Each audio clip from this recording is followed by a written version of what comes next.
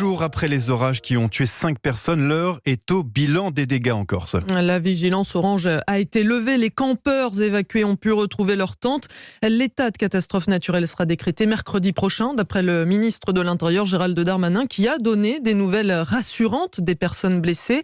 Mais il faut désormais nettoyer les dégâts causés par les rafales à plus de 200 km/h et balayer la peur qui a régné au cours de ces 2 derniers jours. Les habitants, comme les vacanciers, veulent surtout retenir la solidarité qui s'est mise en place après le drame. Reportage de Frédéric Michel. En vacances avec son compagnon dans un camping près de Porticcio, dans le sud de l'île, Laura veut, malgré les heures d'angoisse vécues sous le déluge, retenir que le positif. Beaucoup de solidarité pour ceux qui n'avaient plus d'électricité, ça a été le café, tout le monde a pris le petit-déj, tout le monde est venu creuser les tranchées devant les tentes pour éviter les inondations, solidarité, mais voilà, c'est toujours comme ça dans les campings. Au camping Benista, proche d'Ajaccio, il a fallu reloger des dizaines de familles dormant sous une tente. Franchement, ça a été formidable. De la part des campeurs, de la part des gens de l'extérieur, qui nous ont même téléphoné pour nous dire je peux héberger des sinistrés. Il y a une dame de Bestilicate qui m'a appelé en me proposant 2 chambres pour 4 personnes.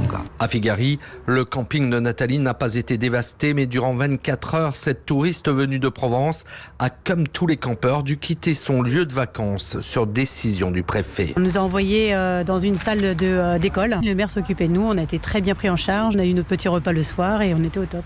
Et sans oublier le lourd bilan humain de la tempête, les vacanciers que j'ai rencontrés veulent maintenant poursuivre leurs vacances en allant à la plage et en vivant tout simplement. Ajaccio, Frédéric Michel, Europe.